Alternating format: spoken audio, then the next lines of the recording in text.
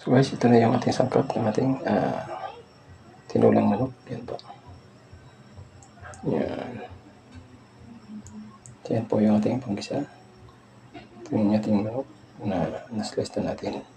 Ito naman yung ating pichay na nalinis na natin.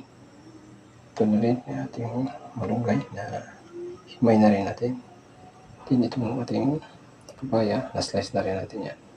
Yan po yung ating sangkap ngayon sa ating tinulang manok. Okay po.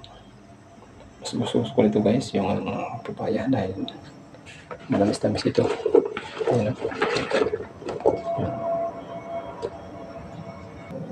So yan po mga guys, yung ating sangkap ngayon sa ating lulutuin. Yan. Isa lang muna basa natin yung konti, then ilagay natin yung ating manok, yung na-chop natin ang kanin ng manok. Then next na natin yan, yung ating papaya. Yan po mga guys. So maraming salamat mga guys. Kung nakita niyo po ito sa inyong wall,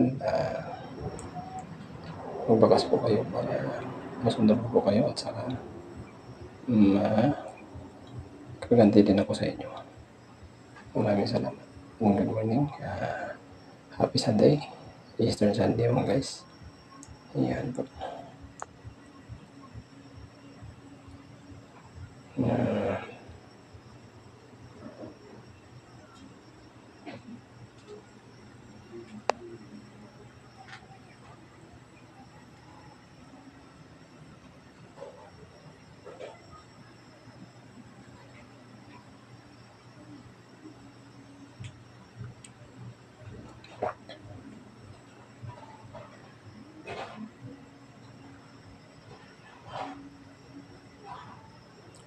Yan mga guys, thank you. Maraming salamat. So hindi natin tagawin mga guys, igisa na natin yung ating manok.